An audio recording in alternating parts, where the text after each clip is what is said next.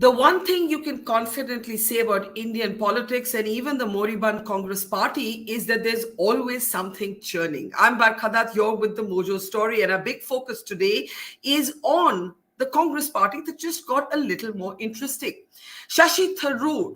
Shashi Tharoor, a member of parliament, an author, a man known for his command over the English language, for his takedown of British colonialism, has decided to run for party president. He will be most likely taking on the Rajasthan Chief Minister Ashok Gehlot. Media reports suggested that this was done after a green signal from Sonia Gandhi, but there was an arch tweet from Jairam Ramesh saying no one's permission was needed. Is Mr. Tharoor a game changer, or is he far too elite, deracinated, the quintessential Stephanian, a mea culpa there? It's also my old college to actually be able to engineer significant change within the Congress party. Remember, Rahul Gandhi is still sticking to his declaration that he won't be running, and the most likely contender against Shashi Tharoor is the old war horse, Ashok Gehlot. Looking at the decision of Shashi Tharoor to run for the office of the Congress president, let's introduce our guest on the program today. Mohandas, educationist, commentator, columnist, is on the program. Great to see you, Mohan. Rasheed, Kidwai, veteran journalist, my friend, and also, I believe, somebody who knows the Congress party better than anybody else, is with us. Also joining us is Manu. He's, of course, one of our favorite authors, and you might be wondering why we've dragged a historian into this contemporary political conversation. Well, he's going to talk about the man behind the politician. Manu actually worked with Shashi Tharoor for a significant amount of time and has a unique perspective. So we're keen to hear that from him. Great to see you, Manu. Also joining us is Yashwant Deshmukh, our favorite psephologist Pandit, is in the house. Good to see you, Yashwant, always. And Tehseen, Poonawalla, the never say die optimist about the Congress party, Congress supporter, is with us. Great to see all of you. And as I said, at least things got a little interesting. Let me start with you, Tehseen, if I can. We don't have an official announcement yet, but Shashi Tharoor has indicated his desire to run. Ashok Gehlot is still saying to Rahul Gandhi, please run, and only if I think Rahul Gandhi won't run, which seems a done deal, do we expect to see Mr. Gehlot in the race. But let's talk a little bit about Shashi Tharoor. What do you make of the development? I think I'm on. Yeah, thank you. Yeah, go ahead. Yeah. Barkha, first of all, thank you for having me in the show, and such wonderful panelists, and good to be with all of them. I think Dr. Tharoor is a fantastic candidate. I think what this development does is reaffirm something I've been telling you regularly, and you've been chiding me on it, that there is democracy in the Congress. There is inner party democracy and elections in the Congress. And I think that this reaffirms that. I am so glad that Dr. Tharoor has chosen to contest. Whoever contests the elections of the president for the Congress, may the best candidate win. And I wish Dr. Tharoor all the best. He definitely does have a vision. And I hope that he can put it forward should he choose to contest. You're still qualifying it. You don't seem very convinced. Why is that, Tehseen? Because I've learned from Yashwant that in politics, like in life, it's never done until it's done. So once Dr. Tharoor fills his form in, it's accepted by the chief election in charge, that is Madhusudan Mistry. That's when it would be done in the elections. He would be in the race for the elections. Until it's not done, it's never done in politics. And I'm certainly not an Uddhav Thackeray who believes on announcements in social media, or believes on giving up in social media, or fighting only on social media. So it should be done till the last innings. But I just want to say one thing. I hope, Barkha, and I'm so glad to be participating in this wonderful show of yours, but I do hope someday at least you have a discussion where you can have some of the BJP supporters. When do we see at least a pretense of an election where the RSS does not select their leader? Someday I hope that happens. I don't think Mr. Modi is selected by the RSS. I think Mr. Modi has very clearly reset the terms with the Mr. RSS. Nadda, I was talking about Nadda. And before that Amit Shah, and before that Rajnath Singh, and before that Gadkari ji. All selected by the RSS. Okay, let's. The band of boys, it's a band of boys club. We'll have a different. There are many days we discuss the BJP, and we'll have time and place for that. Let's talk a little bit about Shashi Tharoor in the Congress. And I want to bring in Rasheed at this point. Here's the interesting thing. I used to say that there were two people I thought actually had some amount of appeal to BJP voters in the Congress party. One was Captain Amrinder Singh. Since then, he has officially joined the BJP. And the other was Shashi Tharoor. That even when they abused him, there was a certain degree of fascination with Shashi Tharoor, whether it is his takedown, effective takedown of colonialism, whether it is his erudition, whether it is his self-deprecating humor, his use of big words. There is a certain fascination, even among BJP voters, even among his critics, a certain grudging admiration, as it were, for him. But of course, that doesn't translate into a necessary success in the hurly-burly of politics. Rasheed, you know the insides of the Congress. How has this report that Dr. Tharoor will be one of the contestants gone down within the party? I think, Barkha, it's a very interesting development. It's rather unprecedented that there is going to be no, so to say, official nominee for the sake of record, because all past elections have been there with some kind of official nominee and a kind of dissenter. In this case, I mean, you refer to Mr. Shashi Tharoor being a Stephanian and all. When he had fought election there, the slogan was, "Jeetega Zarur Shashi Tharoor."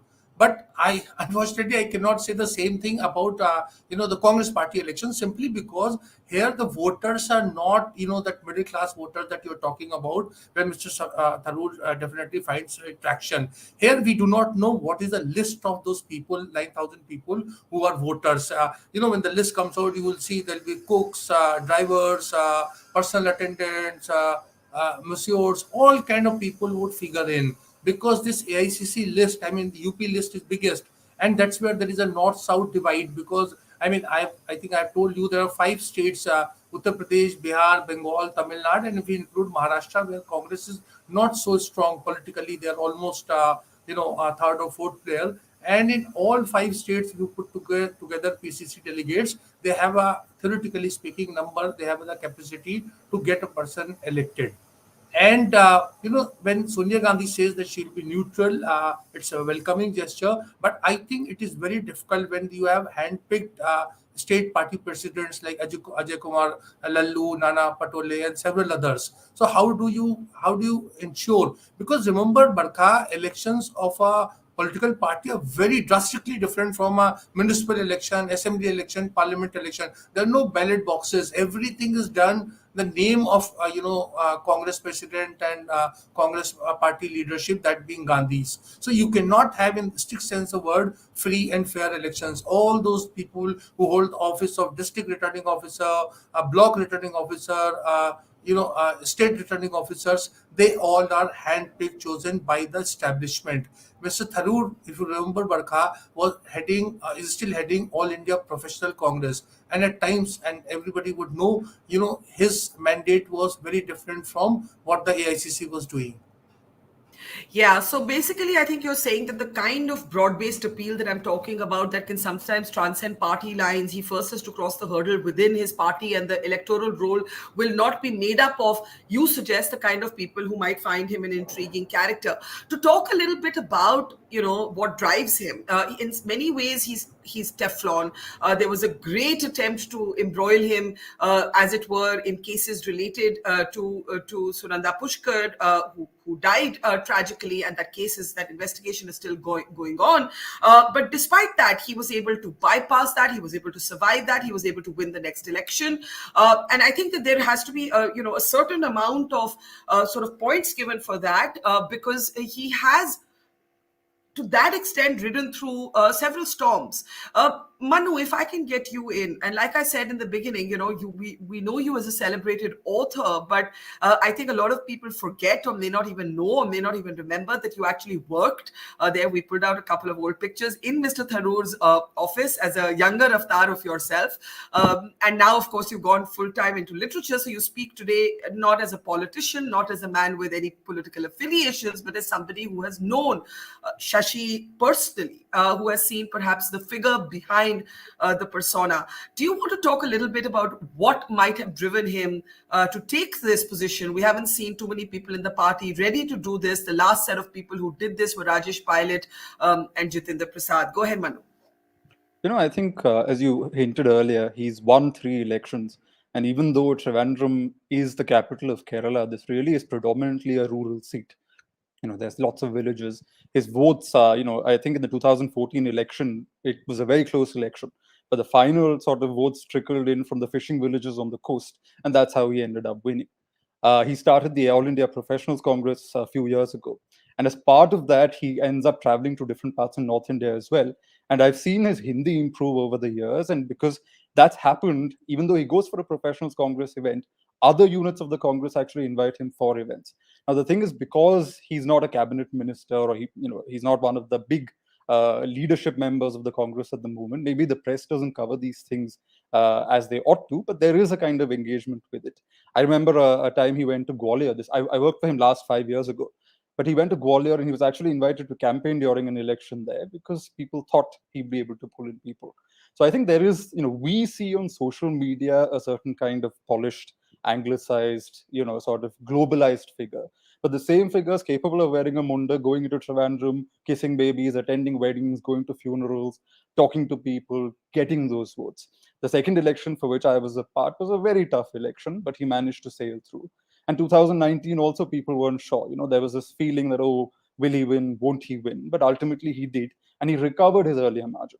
His first election, I think he had close to 100,000 votes in his margin. Second election was about 15,000. And the third election, it was again back to about 100,000 in what is predominantly a rural constituency.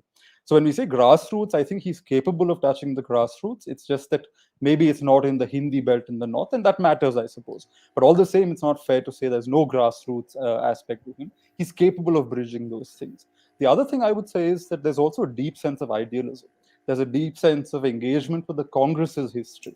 And if you look at all his books, he's not hesitated to critique the Congress and its own internal blunders.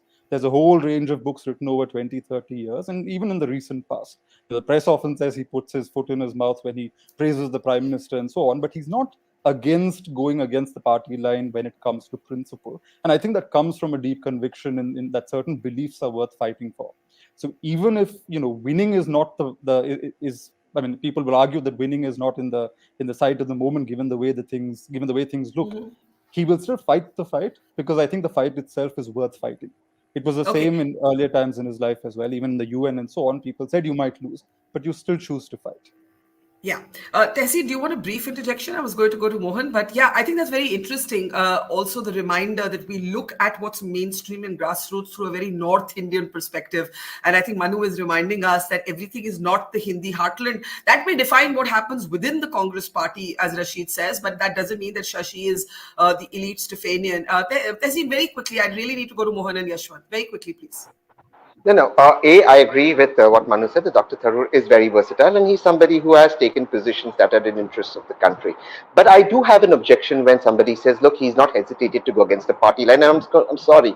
I don't think Dr. Tharoor has really gone against the party line. He condemned the emergency. Can I just point out? But Rahul Gandhi's done that as well, and so the Congress officially done that in the Sandesh newspaper. So just because Dr. Tharoor did it at a wine and cheese festival does not make Dr. Tharoor the only person. The Congress has done it in the Sandesh magazine. But let me make a larger pertinent point.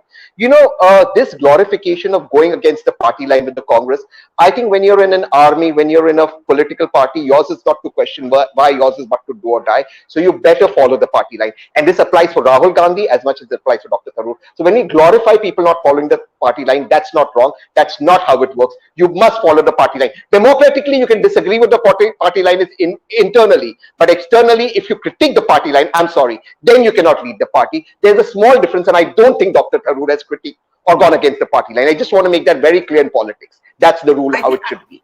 I don't want to speak for Manu. I'm sure he'll speak for himself later. But I think the point he was trying to make is that there may be skeptics when he goes and presents a book to the Prime Minister, or he wishes him happy birthday, or hang on, Tehseen. Now, don't get agitated. This is not a tu-meme debate. You've made your point. Let's move on. And Manu will speak for himself later. Okay. Let me bring in Mohan. Mohan, you're not a fan of the Congress. You're not a fan of the Gandhis. You're a fan of pretty much of the Prime Minister, though sometimes the BJP gets angry with you, as it did in Karnataka when you took them to task over the infrastructure in Bengaluru. The point is, Shashi, a very interesting sort of Dakshin summit took place recently in Hyderabad, and you saw all of these sort of southern leaders get together and speak there. And I think Manu does interestingly remind us that there might be a perspective about Dr. Tharoor in the south that doesn't exist in the north. Mohan, do you want to come in there? And please just unmute yourself. Go ahead, Mohan. First of all, Barkha, I'm very happy that Shashi is fighting this election because he's an idealist. He's a hopelessly romantic person who believes in the good of humanity and all the nice things like possibly all of us do. We are also very hopelessly romantic because we believe that society has to progress, the country has to progress, the world has to be a better place. He's not devious. He doesn't have any sectarian interests, etc. But remember, politics is very hard-nosed. You got to have mass appeal, and you got to have the strength to have autonomy if you become a leader. But the first step is to fight elections, and this is not going to be an elitist elections where you fight for a college election or a group of professionals, etc. This is hard-nosed, grounds-up politics where you have to go fight for votes in the many places where everybody has got to support you, and is fighting in a party which is a family enterprise where the family is very strong, and where there are a lot of leaders whose power base is the closeness to the family and not the fact that the ordinary voters or the ordinary Congress people support them. So overall, I think Shashi is doing a great thing. I hope that is the future of politics in this country, where ordinary middle class people who want to do service in the public area come together, enter politics, fight it out, and they have an agenda, they have a dream, they articulate. They work for public welfare and do public service. To all of us, I think that appeals very much, and to an extent is very good. So I think it's a good sign.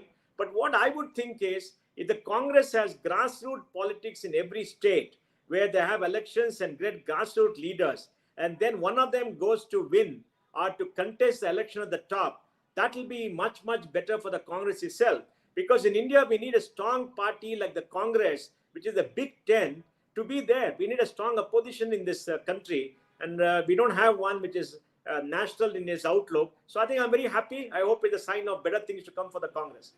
But in a way, you're basically suggesting that it's a great thing he's decided to do, but the Congress isn't really going to let him run the Congress. Yeah. But history tells us the Congress has never let since Sitaram Kesri. Remember how Sitaram Kesri was unceremoniously kicked out? Because see, Barkha, there are a lot of very big people who don't have a power base among citizens or voters, and whose only power is closeness to the heart of the family. Now, they're going to conspire, they're going to kick out anybody who's an alternate source of power. Now, that is the problem with the party, but it's good. I think it's very good that people are coming up. Hopefully, they'll all change. And Rahul saying that he's not going to agree to all the sycophants wanting to be the party president is a very good thing. See, Rahul is a very good person at heart. He's very affable, very easy to approach, an idealist himself, and a very nice human being, right? But he's not very devious like a politician should be to kick out others. He's born to privilege, and he's got all the things going for him, and he carries the family name. And I think his reluctance should also mean that he's not going to interfere in who is going to be president. He is going to play the role of a foot soldier, listen to the president, submit himself to the Congress discipline, like Tehseen said, and not go against the party line, because tearing up an act of parliament that you're introducing, going against the ordinance, is just not done. Yeah. So I think it's important. I hope it's a sign of things to come. And Shashi doing that, I think, is a very good thing for the party and for the country. Now, Yashwant is going to bring us a much needed sort of data reality check. And Yashwant, I know that some of your trackers and even the Sea Voter survey with India Today, Mood of the Nation, did look at who else, if not the Gandhis. And the name that you sort of looked at more was a Sachin Pilot kind of figure, right? And who can revive the Congress? This is the Sea Voter India Today response that took, the survey that was available to us a couple of months ago. And interestingly, Manmohan Singh still figures in that name. And in many ways, Shashi Tharoor is a Manmohan Singh-like figure. He's not a grassroots, classic, old-style politician. He's a technocrat. He's a trained IFS officer. And then he's come into politics. Now, Yashwant, but could it be that the media is more excited by this than the Congress party will be? That's what Rasheed Kidwai seems to suggest. Well, Rashid Bhai is very clear about one thing, that this is, this is an election where basically the electoral college of the Congress voting sphere is very different from me, you, or the media people, or anybody wishes to understand. Last time I witnessed such kind of voting was when Jiten Prasad ji contested against Sonia ji. I mean, you remember that kind of thing when that happened, and we know for sure that the kind of people who will be voting are not really the people. I'm sorry, but they are not really kind of people who one can say that they are really grassroots apprentice people who would be actually voting the larger mandate of the people they represent. No, it's not going to happen like that, because uh, the potential or the possible contest that we are looking at is Shashi Tharoor versus the Chief Minister of Rajasthan, and obviously with the big number of electoral college numbers are coming from the northern states, so when compared to that, Shashi Tharoor might look like into a big disadvantage, but I have few reservations to that, in that understanding. I genuinely believe that Shashi Tharoor would be way more popular among the public of India when compared to Ashok Gehlot. And I have this genuine reason. When you quoted or you showed the graphic of our the mood of the nation poll, the numbers which came in were for Sachin Pilot. One should never even think of that the number would the same number will switch over to Ashok Gehlot, because the numbers which are coming for Sachin Pilot in public opinion, they are largely for much younger version of Congress rather than the old guard, if I may say so. So, and beyond Rajasthan, within Rajasthan also, if there is a genuine contest, I think that Sachin Pilot might be beating Ashok Gehlot among the Congress members themselves. So, what I'm simply trying to say that if there is a contest where there is there is a Ashok Gehlot versus Shashi Tharoor kind of contest, and if Ashok Gehlot manages to win hands down, then I would largely consider that as a skewed election, because I know for sure that Shashi Tharoor's popularity is no less. He, his handicap in Hindi notwithstanding, he is very much in the news, and very much in the news for the right reasons more than the wrong reasons. Among the urban centric youth, he is quite popular, if you look, if I may say so. So, I mean, uh, I don't see if there is an but Yashwant, but then here's the contradiction. This is the party that is fighting to survive, and I'm going to put this to Tehseen and Rasheed in just a moment. And they have a leader who is in the wider public imagination definitely popular. You believe that than Mr. Gehlot or even Mr. Digvijay Singh, which is the other name we're hearing might jump in. No, I disagree with that, Barkha. I don't think Mr. Gehlot or Mr. Digvijay Singh carry popular perception. No, that's what I'm saying. That's what I'm saying. Or that's what I'm saying also. Come to think of it, Mr. Shashi Tharoor as a Congress president is likely to win 20 out of 20 in Kerala. I can give that in writing. But Mr. Ashok Gehlot, I can literally give you in writing, even if as the Congress president, the result will be 25-0 in Rajasthan. No, that's what I was agreeing with you. I was saying that the party, why would a party why would a party that is fighting for survival, literally, Yashwant, not take the person who has wider public appeal? That's what I was saying. I think they are trying to solve two problems in one shot. Ek teer se do shikar. I guess that by making Ashok Gehlot as the president of the Congress, largely they want to figure out a solution for change of leadership in Rajasthan rather than the change of leadership in Congress as a party. I mean, that's what I would. I mean, I would see it like that probably. I'm not trying to be too harsh on Mr. Gehlot. He is a genuine grassroots leader. I mean, I am in no position to comment. Anybody who has contested election, won so many times, has been chief minister, so that's all said and done. But we also know for sure that last assembly election results mandate was not for Mr. Ashok Gehlot.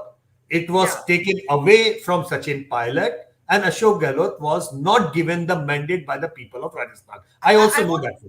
I want Mohan to comment briefly before I go to Tehseen, because you spent so much time in Rajasthan. And I think that there's a very interesting sort of point being made by Yashwant here, that Mr. Gehlot might actually be, encouraged to be party president more to solve a domestic problem in Rajasthan than with any real thought on who should lead. But let's come back to Shashi. About Sitaram Yechuri, Mohandas Pai, they used to say, oh, right man in wrong party. About Nitin Gadkari, they used to say that. About Shashi Tharoor, were he to hypothetically, just building on Yashwant Deshmukh's thesis, become the Congress president, would it change how someone like you, a staunch Congress critic, looks at the Congress party?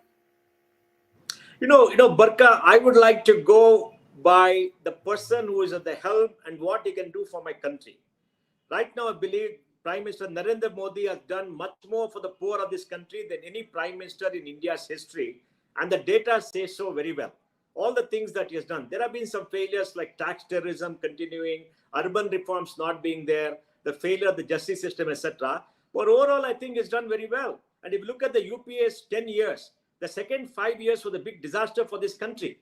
We know the high level of inflation. We know what happened, the corruption, etc. Prime Minister Modi has fundamentally transformed the country. So I think I would support people who I think are the best suited. But would it change? We'll have a separate, like I said, another program on the Prime Minister, the BJP's record on the economy, on social order, because I know Tehseen will jump right into that. So I'm saying, let's separate the strands. But let me be honest. I don't know what the Congress stands for today. What does the Congress stand for? What are the policies? Nobody knows. They say the secular, they tie up with jihadi extremists in Assam, and they tie up with the Indian Muslim League, and they say secular, and they play cards everywhere. What are their policies? Right now, they want to say, we want to have the old pension scheme. They financially profligate. I mean, where is the... See, nobody knows what the Congress stands for. That is confusing. They must get their act together and say, we stand for 1, 2, 3, 4, 5. If a person like me, who I think a little bit literate, is very confused about what they stand for, what is it? See, my politics is very clear. I'm socially liberal, economically conservative. Congress is socially liberal, economically profligate. The BJP is not socially liberal, it's socially conservative. Okay, the Congress, the historical Congress used to like to call itself the big tent space for different opinions. But it's very interesting. We've touched upon elitism, Nehruvian secularism. What does the Congress stand for? I've done many interviews with Shashi over the years, but I'm playing a clip for you now from an old one where I asked him about, one, being a deracinated Stephanian elite. I say this with all love. This is my college that I'm talking about. And two, the now failing idea of Nehruvian secularism that is calling out for a more Gandhian idea of secularism as opposed to the Nehruvian idea. I want to play that clip and then I'll come to you right after that, Tehseen, and then of course everybody else. Let's listen in. That doesn't factor in faith and culture, that is far too westernized, that is not rooted, that is deracinated, that, dare I say, as one Stephanian to the other, is far too Stephanian and far removed from the cultural rootedness of this country, that the Congress has understood this form of secularism does not have mass appeal. And therefore, today, you are trying to claim a bit of Hinduism for yourself, which so far was politically appropriated, at least entirely, by the BJP. Okay, now these are very important points and they should be addressed. First, I don't think you characterized Nehruji fairly. He was an agnostic, true, and his secularism came from agnosticism. But to suggest that he was deracinated from Indian culture is laughable. You just have to read his work to see how deeply steeped he is in Indian culture. When he writes in his will of wishing his ashes to be scattered in the Ganga, and how he describes the Ganga as practically as the soul of India, you're talking about somebody who's profoundly steeped in the cultural idea, but not the religious idea of ancient Hindu thought and ancient Indian philosophy. So that was a response that Dr. Tharoor had on elitism, and there'll be a lot of the elitist tag that will follow him, as it did, Nehru, a figure that Tharoor is on record as being extremely admiring of. He was, Tehseen, to build up on something Manu said earlier, critical of Indira Gandhi's emergency. You said so was the Congress party, perhaps much later, but when, of course, Shashi wrote about it, he wasn't a politician. Go ahead, Tehseen, to responding to many of the things you've heard. Yeah, but at the onset, Barkha, I completely disagree with what you said, that there's a difference between the Gandhian idea of secularism and the Nehruvian idea of secularism. Nehru was Gandhi's most favorite disciple, and there was zero differences between the two of them. If Gandhi wanted a Ram Rajya, Nehru says in Tryst with Destiny that the aim of the greatest man of our century is to wipe every tear from every eye, is to fight poverty, inequality, and disease. And Nehru quotes Gandhi in that. So there is no difference. You know, this difference that the right wing tries to make, or the BJP tries to make, or the supporters try to make. Okay. One, we must fight very strongly against it. Nehru was culturally Indian and was very strongly Indian, and we must reclaim the space. Now to the second point. Who was the first one to dismiss the loony left government? It was Nehru. And I keep saying the left are loony. So it was Nehru who first dismissed them, and he had a massive problem with the left. So we have to understand that Nehru's idea that has been painted by the BJP is not absolutely accurate. But let's come to the present day and the present day situation. I sort of disagree with what Yashwant Bhai said about Rajasthan. I was in Rajasthan in 2018 during the elections, and I was based in Rajasthan. And I do believe, Yashwant Bhai, and I say this with humility, that Mr. Gehlot was the favorite to be chief minister. Every single person, and I met thousands of people who I met, whether they were Congress Karyakartas, ordinary voters, or BJP voters, they kept saying that, that when the Congress forms the government, because that Nara was going on, Modi tujhse ber nahi, Vasundhara teri khair nahi, they were very clear that Gehlot Sahab would be chief minister.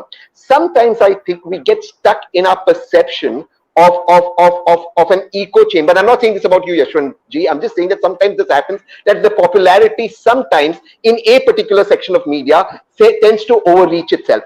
However, I'm not taking that away from Dr. Tharoor. I am an absolute, I absolutely adore Dr. Tharoor. He's been a great friend of mine since 2008, since I introduced him to a lot of people in Kerala, Congress, and then, he contested the 2009 elections. We spent a lot of time together. I've defended him very strongly on the Sunanda case. So I hope he does well. But to say that Dr. Tharoor will make a better president than hypothetically Gehlot, I don't think that's a fair comparison, because Mr. Gehlot gets years of experience as well. So I think they're both great administrators. And I'll let Yashwant decide, respond to that later. But Manu, on this idea of being, you've already addressed the thing about grassroots versus urbane. But Shashi has also in recent years written about why I am a Hindu.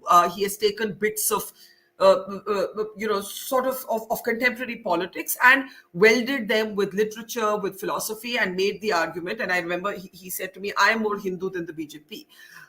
We can get into a kind of minefield there, but I want you to bring your perspective of Dr. Tharoor. Who is he? Because what we see is this sort of very clever wordsmith, right? That's effectively what we see, who has a certain sort of set of issues that he cares strongly about. But who is he, the man? Who is Shashi, the man? And is he floating, as much as a test balloon here? Or will he, as he did at the UN, ride through on principle and fight this fight, even though it may be preordained to lose? I think he's a fighter in that sense. There's no question of fighting just for the sake of it, to make a show. He'll give it his best. He'll rally together a team. He'll try and get the message out, and that's just the way he is. Whatever comes before him, he's a very competitive person and a very hardworking person. It was my first job working with him, and I remember I was working on my first book then. It took me 6 years, and one of the reasons I was motivated was I would sit in the office and watch his study light on till 2 in the morning, and this was after a full day of Parliament, because he'd be working on his book, and this was after he'd written a dozen books. This was after he'd been minister, after he'd been Under Secretary General at the UN. So there is a commitment to work, there is an appetite for work, and there is an energy that he brings to the table. That's one thing. On the Hindu thing, I think what's happened is that because the conversations increased in recent years about wearing your Hinduness on your sleeve, there's obviously going to be a response to that. But he isn't putting up a show there either. We in the office always had a joke about the number of Ganapatis he has in his house. If you've been to his house, Barkha, you would have seen in his dining room a giant Ganapati that his mother painted. His office is full of Ganapatis. When people broke into the office, he actually counted how many Ganapatis had gone missing. There's a whole desk there full of Ganapatis. So that's his Ishta Devata, as it were, and he never leaves the house without doing his prayers early in the morning. Now, this wasn't demonstrated in public. If you went to the Padmanabha Swami temple in Trivandrum, there weren't photographs taken like that earlier. Now, of course, there's greater consciousness about it because people are talking about it. And there is a kind of mood where perhaps you don't need to hide your religious feelings. And for him, I think the idea also is that given that there's a kind of perversion of that religious identity on one side of the political divide. He feels that by wearing his religion on his sleeve, by saying that, look, you can also look at religion this way, it's a more constructive way of doing it, and being religious does not mean you give up on other values. He's also trying to make a point. So I think he'd come into this very much to fight, very much to win. Whether he wins or not is a different question, but I think he's Yeah. definitely not the kind of person who would come in just for the show. Interesting. And from Hindu to Hindi, Rashid, Pranab Mukherjee once told me, I was trying to provoke him into saying something rude about the Gandhis because about not never having been made it as prime minister. And his face turned red and he got half angry, half amused, as he often would. And he said, I could never have been prime minister of India. And I said, why? He said, because my Hindi is terrible. And that is how he chose to sort of locate it. Of course, Manu has said that, Shashi's Hindi is improving. But, Hindi as an equivalent for mass. I mean, I'm sure Manu, Mohan, being from the south of the Vindhyas, are going to take objection to it. But that is the reality so far in the way we've seen politics play out, a Deve Gowda here or there notwithstanding. Rashid. Hang on, you're on mute. Yeah, go ahead. Yeah.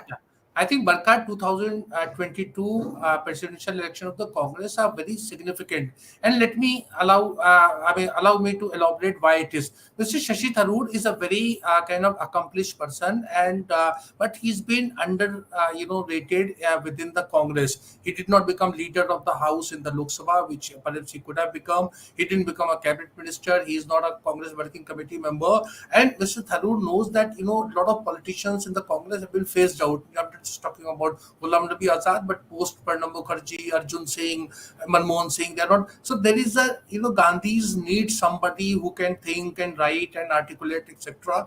And so in next few years, we'll see that Mr. Shashi Tharoor may move to that position. Rahul Gandhi has figured out that there is no point being Congress president because people of India are looking for an alternative to Narendra Modi, not who's a Congress president. Mr. Ashok Gehlot knows that politically he's reached to a dead end. It's a very kind of pleasant exit policy that he has, that he would quit in an honorable way as chief minister. But hang on. You said something very important. You said Rahul Gandhi will continue to be, if there were a prime ministerial candidate, the prime ministerial candidate of the Congress party, irrespective of who's the president of the Congress party. Absolutely. And this may not be in 2024 because perhaps he thinks that 2024 is not for him. It is for, others like, the Bihar chief minister and others, the non-Congress, non-NDA partners to, make a bid for it. But that's a complicated thing. I'm saying a very simplistic thing. So Mr. Ashok Gehlot is very happy in heart of heart that, he's being made an honorable exit from a chief minister of Rajasthan that may not have won in 2023, and he's being brought as a Congress president, a very kind of, his lifetime dream. So that kind of thing is there. So this election has something for everyone. Whether it goes in that logical end or not, we do not know. Mr. Tharoor, by contesting, is bridging that gap because there is a lot of this, Kamal Nath and Digvijay Singh and P. Chidambaram and several kind of stalwarts. Mr. Tharoor is in the team B, so he wants to come in team A and become a Pranab Mukherjee or a Arjun Singh of Sonia and Indira Gandhi. But you remind us, and I want to ask Yashwant this, of this absurdity where I do know this for a fact, Yashwant, that both Shashi Tharoor and Manish Tiwari expressed a desire or made a pitch to be the leader of the party in the Lok Sabha, and instead we got Mr. Adhir Chaudhary. And I mean, I have a feeling even Tehseen can't defend this. It reflects how tightly the Gandhis actually want to have their own people there. And if this election is going to just be reduced to that, then what's changed at all, Yashwant? Nothing is going to change. That's precisely the thing, and also, before we started the show, I was having an informal chit chat with Rasheed Bhai, and I actually, and I will raise it again, this point. You see, today, Barkha, almost 2/3 of the Congress MPs in Lok Sabha are from south of Vindhyas. Almost 2/3.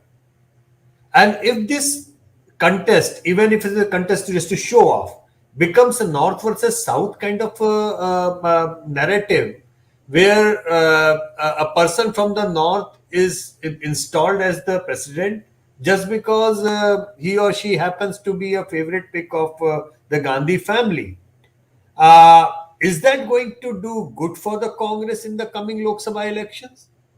I mean, that is something which is, I mean, I can't answer because you see, they have already saturated in the south. They cannot win more from the south. This is what we discussed that day, that you are Yeah. spending 15 days in Kerala in your Yatra. That doesn't mean that the Lok Sabha seats from Kerala are going to become from 20 to 40. They are going to remain 20, right? Yeah. And you are not still focusing on the state. So that is the counter argument. It may look like a contradiction what I'm saying, that Yashwant, then what's the problem if they are really focusing on bringing somebody from Rajasthan because they scored a big zero out there? I understand that, but then make it some contest, some kind of, if you want to just make it a contest, make it a contest of somebody from north to north. I don't know. I actually fear that how it is going to roll out in public narrative if Shashi Tharoor gets big time defeated just because Ashok Gehlot happens to be Mrs. Gandhi's pick. How it is going to be picked up when 2/3 of Yeah. your entire strength is coming from south of India's, the current strength. Yeah, that's a very interesting point. I need to start taking last comments. I'll start with you, Rasheed. I know you need to be somewhere sharp at 6, but if everyone keeps their concluding comments short, everybody can get a word in before 6 o'clock. Go ahead, Rasheed. I think this thing about south and north versus south, I think is a bit exaggerated. Mr. Shashi Tharoor, as we understand, faced a lot of resistance from the Congress party in Kerala. Within And it's Kerala, very well yeah. entrenched. And in Tamil Nadu, you see, it's all together. It depends upon what is the DMK standing. That will reflect on the Congress tally in Lok Sabha. So we cannot, and Andhra and Telangana, we know Barkha, the Congress is a big zero in politically speaking. And in Karnataka, of course, there are going to be assembly elections, and then so it's not going to be that. Again, I'm saying there'll be no bitterness. You remember when internal primaries when Hillary Clinton fought against Barack Obama. When Obama became president, But he we're gave not like United that. States. But the Indians No, are not we are like not that. But Mr. No, I don't know that Mr. Rajesh Pillai may Pilot vouch for it. and Mr. Shashi Tharoor looks at it broadly, what's happening all over the world, Sure. and he has certain expectation from House of Gandhis, and that will be fulfilled. Mark my words.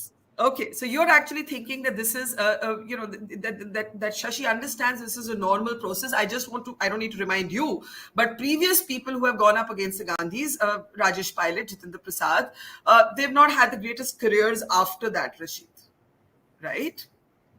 Absolutely, but because they fought against the Gandhis, Shashi Tharoor is not. Oh, there's no fighting Gandhi. That's a good point. That's an important point. And Mohan, any last thoughts? No, Barkha, my view is that it's a good augury that Shashi is fighting the elections. I hope it leads to greater democracy in the Congress, more grassroots leaders coming up in the Congress from the various states, getting into national politics, people who are Rajya Sabha nominees, which should decline in importance. We need mass leaders to reflect the will and voice of the people. Centralized parties should go. The state units should become more powerful. So they play the role of a national party. I hope he is the start of good things. And Shashi is starting it off by raising his voice as an idealist, as a dreamer, as a hopeless romantic, as a jolly good idea. Okay, a hopeless romantic. May the world have many more of. I want to say of us, because the world would be a very boring place without hopeless romantics. But let's come back to the realpolitik. Tehseen. As we understand, the PCC chiefs, the state Congress chiefs, aren't even going to be elected. The new president is simply going to appoint them. How far is this democracy project going to go then? Just by Shashi saying, "Hey, I'm going to contest," the Congress doesn't become fully democratic, does it? Yeah, but then, you're comparing apples to oranges. I mean, there is a process of democracy. A month ago, you said that there's no elections in the Congress. Now that there's elections, the goalpost has changed. Nobody even bothers to ask the BJP, why is it such a regressive organization? Everything Mohan ji just said sounded exactly about, Mohandas Pai just said sounded exactly true of the BJP. But I don't want to get into a BJP versus Congress argument. I think Dr. Tharoor is fantastically articulate. I think if he elected, he'll make a wonderful president. I think he'll bring a brilliant global perspective as well as a national perspective. He'll bring in regional balance. But I just want to correct you on one point, Barkha, a friend of yours, who often is glorified very much as somebody who should have got more prominence in the Congress. I'm so grateful to the Gandhis that they did not give him prominence. I cannot forget how he ran away from contest. I cannot forget how he.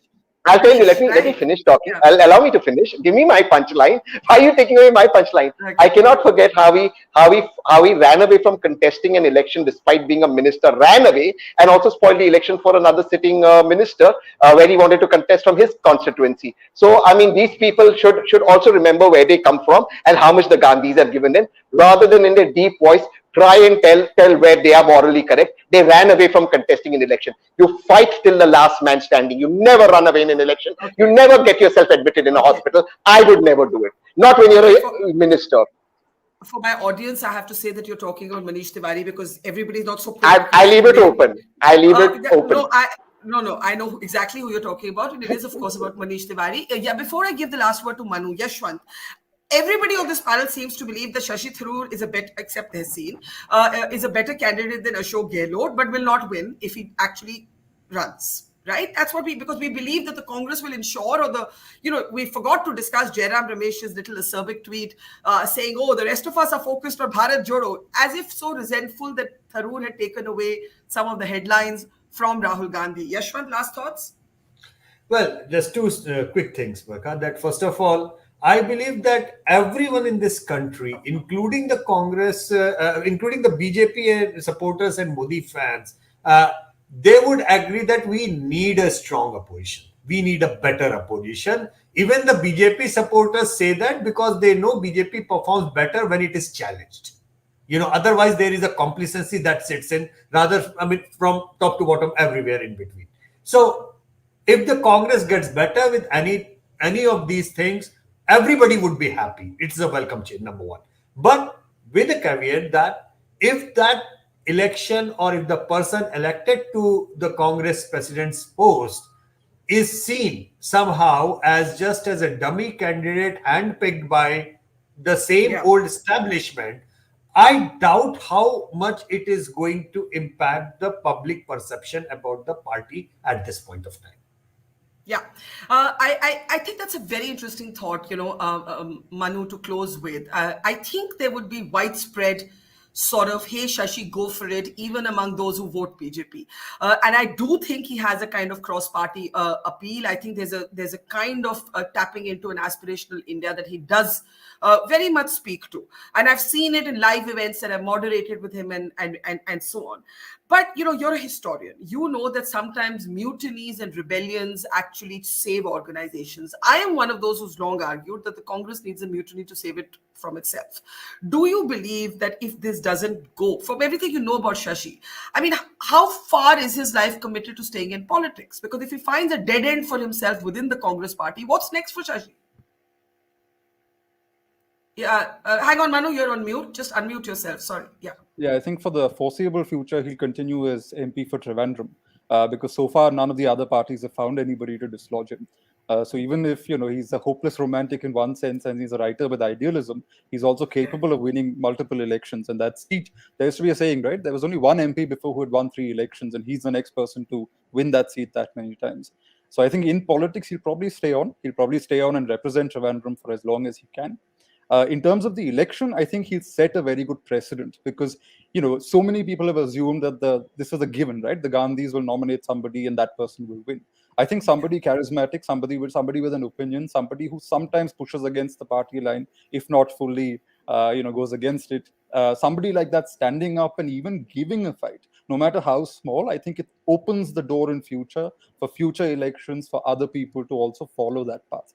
So in that sense, at the very least, I think it will set a very strong precedent. And that in the longer recovery of the Congress party might be a very useful thing.